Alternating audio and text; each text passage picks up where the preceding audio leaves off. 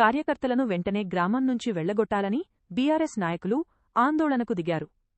పరిస్థితిని అదుపులోకి తెచ్చేందుకు పోలీసులు భారీగా బలగాలను మోహరించారు. ప్రస్తుతం గ్రామంలో ఉద్రిక్త పరిస్థితులు కొనసాగుతున్నాయి.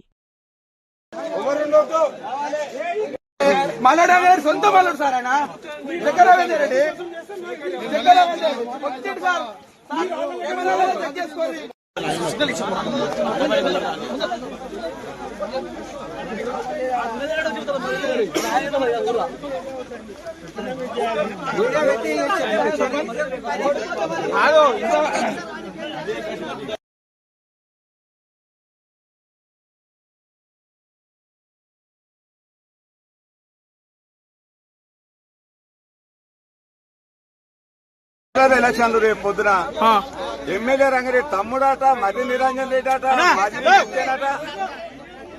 మరి ఎవరెవరో 60-70 మంది వేరే ఊళ్ళకి వచ్చి నా మీద ప్రయోగం.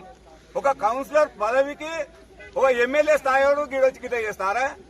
ఏమో పద్ధతేనా ఇది?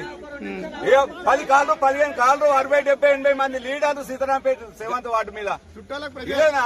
చుట్టాలు వచ్చి చేస్తారు. ఏమేమి ఓటర్లు తక్కువ ఉంటారు, చుట్టాలు ఎక్కువ ఉంటారు.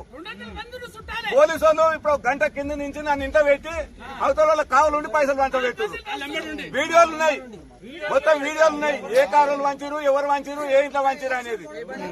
ఎలక్షన్ కోడ్ ఉన్నప్పుడు ఎట్లుండాలి? నన్ను ఏమింటో కూర్చోబెడతారు, వాళ్ళు ఏం పైసలు వంచుతారు.